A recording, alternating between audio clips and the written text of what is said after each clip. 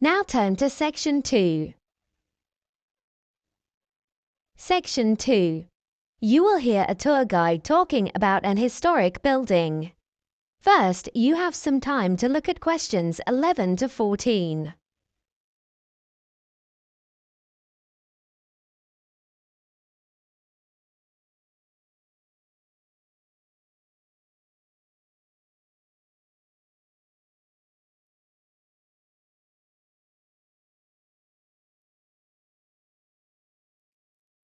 Listen carefully and answer questions 11 to 14. Good morning, everyone, and welcome to historic Brimley Castle. My name is Brian Thomas, and I will be your guide for the duration of this morning's tour. We will be exploring the castle and its grounds from the past to the present, learning about some of the most important events and personalities that have made this site such a unique and wonderful place. So, first of all, a question. Can anyone tell me when the castle was built? Anyone? What's that I heard? 1520? Ha! Well, that's what most people think. Actually, that was when it was constructed for a second time after it was burned down in 1502. No, the original castle was founded on this site in 1482, in the reign of Edward IV. Now, does anyone know why the castle was built in the first place? Well, some of you might have noticed that the castle is positioned not on a hill, but on a relatively flat piece of land near the River Brim. Certainly not well protected from invaders. Now then, if you look up at the tower, you can see a series of little barred windows, which suggests that prisoners were kept here, and certainly they were at some point, although this wasn't the castle's main function. No, perhaps surprisingly, the castle was in fact created by the second Lord Brimley as a present for his wife. Imagine if this had been built for your birthday.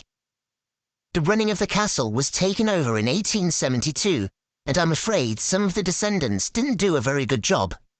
As you can see, a large part of the main building here had to be rebuilt. The castle didn't open its doors until 1964, even though the original plan had been to let in the public in 1924. Then things were delayed even further by the war. Right, history lesson over for now. Let's have a look at some of the distinctive features. The tower is the obvious one. Its style is such a good example of that time. And look at that magnificent window. Some of you also probably know the castle was the first in this region to have its own watermill. But have another look at the glass up there. Yes, the strangest thing is that when the sun shines, you can see reflections of the second Lord Brimley on the floor. Before you hear the rest of the talk, you have some time to look at questions 15 to 20.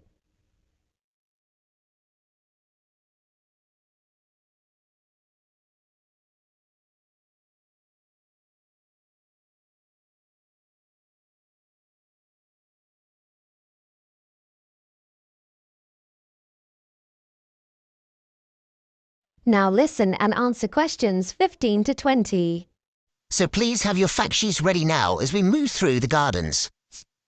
Now, can anyone see a dog? Yes. What about a snake? Well done. And look, there's a sleeping lion. The most noticeable things about the gardens are these interestingly formed hedges and bushes. We've counted over 100 different animals in the grounds.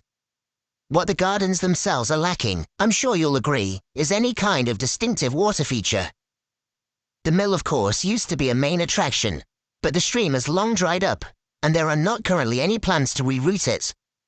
But, more excitingly, over the next year, work will start on a river system through the lands, connecting the different ponds. Now, from here, there's an excellent view of the tower, built in 1495. Towers in those days were built in the classic way, 4 sides usually, and sometimes 8. But can anyone tell me something curious about the tower on Brimley Castle? That's right, there are only 3 walls, so it forms a kind of triangle. As you can see, it needs some reconstruction, and work will be underway in the next few months. Over there you see the forest. We hope to finish a full nature survey of the area by next February. But I can tell you there are over 1,000 different plants and tree varieties. And it's also the site of some of our most interesting activities, like nature night walks, and there is also an amazing treehouse which pupils from Brimley School put up last year. And finally, we get to what remains of the castle walls, built after the main castle in 1490. They're not very impressive now, but I can tell you that when they were constructed, they ran the whole way round the castle, approximately 12 meters high. In some places, even higher than that. Early records state that this part, where we are now, stood an incredible 14 meters, way above the rest. Soon this section will house the wall tea rooms, a perfect place for refreshment. Well, that concludes the tour. I hope. That is the end of section 2. You now have half a minute to check your answers.